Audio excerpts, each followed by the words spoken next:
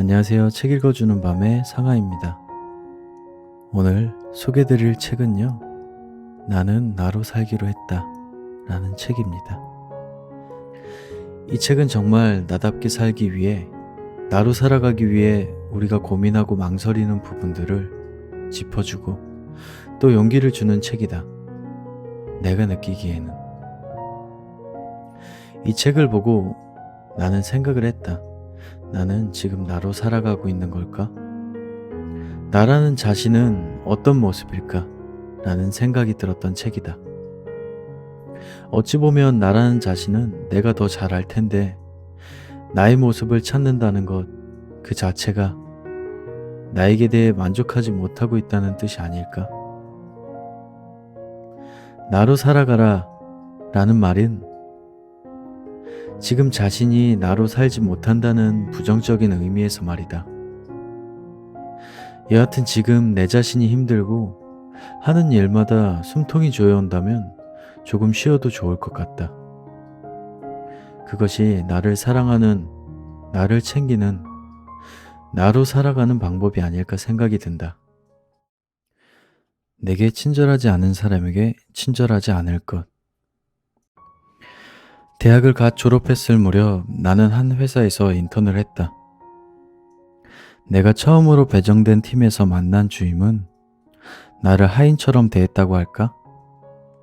갑질이 적당할 듯 자기 앞에 있는 모니터를 10cm 옮기는 것도 나를 시켰고, 사소한 실수만 해도 면박을 줬다. 사회생활이 처음이었고 모든 게 평가 대상이었던 인턴 신분의 나는 어찌할 바를 몰랐다.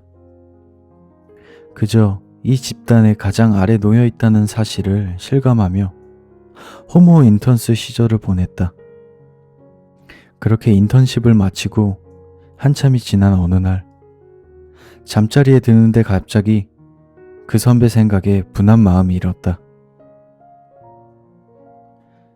그런데 내가 정말 참을 수 없었던 건 그녀가 나에게 한 행동이 아니라 그런 상황에서도 표정 한번 구기지 않는 나 자신이었다.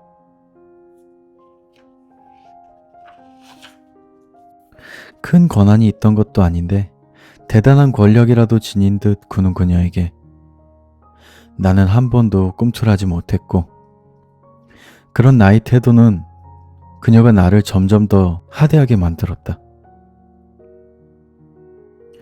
좀 다른 경우긴 하지만 민주화 운동을 하다 고문을 당했던 사람들이 과거를 떠올릴 때 가장 괴로운 건 그때 겪은 고통이 아니라 고문관에게 잘 보이려 했던 자신의 비굴함이라 했다.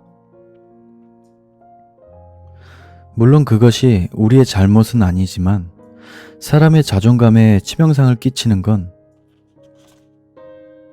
부당한 대우 자체보다 부당한 대우에 굴복한 자기 자신인 거다.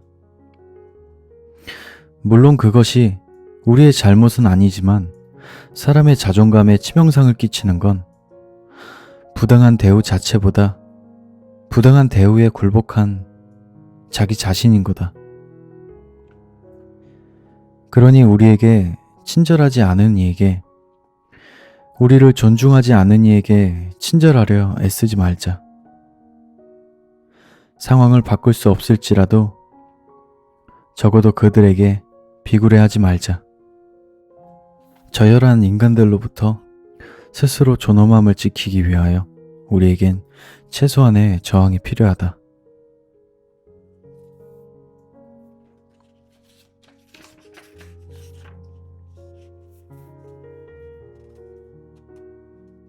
비참해지려 애쓰지 않을 것. 인스타그램이라는 신세계에 입성했을 무렵 랜덤으로 사진이 보이는 피드에서 약간의 과장을 보태 허리까지 가슴인 엄청난 글래머의 사진을 보았다. 그녀의 인스타그램을 들어가 보니 말로만 듣던 럭셔리 SNS였다. 예쁘고 몸매 좋고 명품을 휘감고 늘 해외여행 중인 여자. 하지만 나에게 문화 충격을 준 것은 나와 다른 그녀의 삶이 아니라 그녀의 수많은 팔로워였다. 도대체 그 많은 사람들은 왜 이 여자의 삶을 들여다볼까? 궁금해하며 계속 들여다보니 문득 아침에 맛있게 먹은 삼각김밥이 처량해졌고 득템했다고 좋아한 8,900원짜리 OMG 스팽클 가방이 초라해졌다.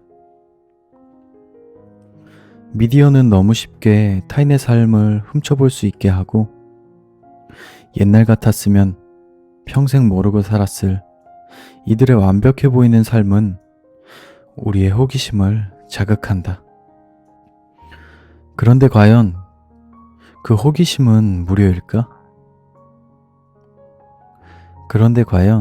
그 호기심은 무료일까? 자신을 비참하게 만드는 법이란 책에서 타인의 삶을 훔쳐보며 내 삶과 비교하는 것이 자신을 비참하게 만드는 가장 쉬운 방법이라 이야기했다.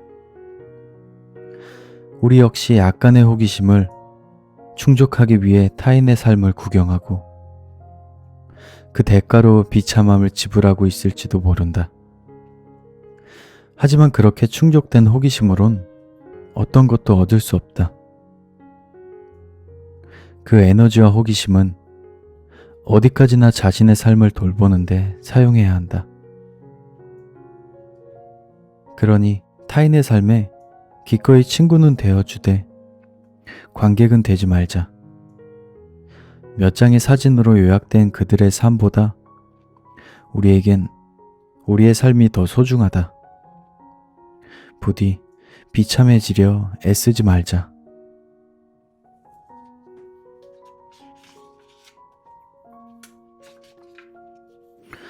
떳떳한 자신에게 자부심을 느낄 것. 내가 어릴 적에 성공시대라는 TV 프로그램이 있었다. 성공한 사람들의 일대기를 보여주는 방송이었는데 매주 인물이 바뀌지만 이야기의 서술은 언제나 동일했다. 과거의 비참한 현실과 현재의 성공을 대비시키고 엄청난 노력과 불굴의 의지가 그 간격을 메운다.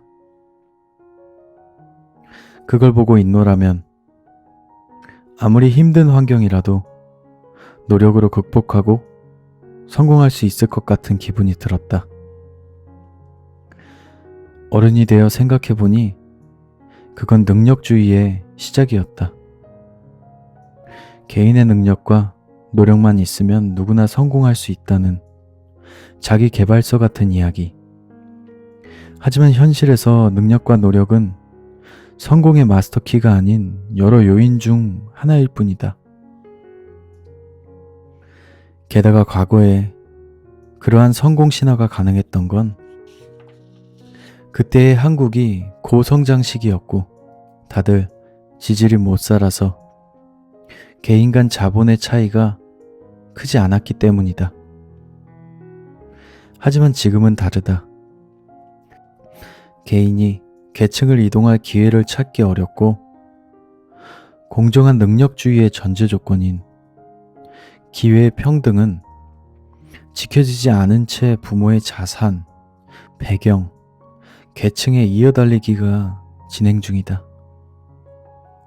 물론 노력이 경시될 수는 없으나 온갖 환경과 같은 비능력적인 요소가 많은 것을 좌우하고 노력만으로는 큰 성공을 거둔 이가 있다 해도 소수의 예외가 전체를 대변할 수 없다. 그럼에도 노력은 곧 능력이다. 능력은 곧 성공이다. 이란 등식은 게으름은 곧 무능이다. 무능은 곧 가난이다.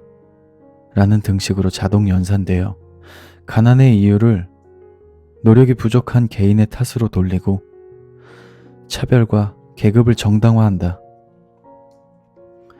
무한한 기회가 열려 있는데도 가난한 것은 너의 탓이니 억울하면 출세하라고. 그래서 사람들은 가난하면 쪽팔리다. 그러니 가난해 보이지 않기 위해 안간힘을 쓴다. 히말라야를 등반하는 것도 아닌데 학교엔 노스페이스나 K2쯤 입고 가야 가오가 살고 부녀회에선 비싼 아파트처럼 보이기 위해 아파트 이름을 영어로 바꿔야 한다는 총극을 벌인다. 기회가 평등하지 않는 한 능력주의는 허구일 수밖에 없음에도 성공시대와 자기계발서가 심어놓은 왜곡된 능력주의는 우리를 부자인가 아닌가 하는 결과값에 맞춰 우쭐함과 부끄러움 사이 어딘가 놓이게 했다. 하지만 막상 주변을 둘러보면 그저 운이 좋아서 혹은 상속받은 자본으로 부를 이룬 부자가 한둘인가? 가난하지만 성실하고 정직하게 살아온 이웃이 한둘인가? 과정은 스킵한 채 편법만 저지르고 약자를 착취해도 돈이 많은 부자는 당당하고 성실하고 정직하게 살았어도 가난한 사람들은 자신이 부끄럽다면 그건 이상한 일이 아닐까? 가난하다 해도 삶의 최선을 다했고 떳떳하게 살아왔다면 그 삶에 자긍심과 자부심을 느껴야 한다.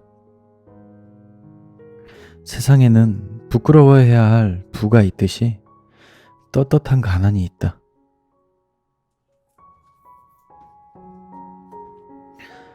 나는 나로 살기로 했다. 였습니다. 다음에는 더 좋은 책으로 찾아오겠습니다. 감사합니다. 이 책의 저자 김수염 작가는 어릴 적 늘 이유가 궁금했다고 한다. 호기심이 많은 것 같아. 어릴 적 나를 보는 것 같다. 나도 어릴 적 호기심에 장난감을 분해하고 조립하고 늘 궁금해하던 게 많았었다. 근데 아직 한 가지 풀리지 않는 것이 있다. 그것은 바로 나를 찾는 일, 내가 좋아하는 일 찾기였다. 어쩌면 그것은 인생의 숙제 같은 것이 아닐까.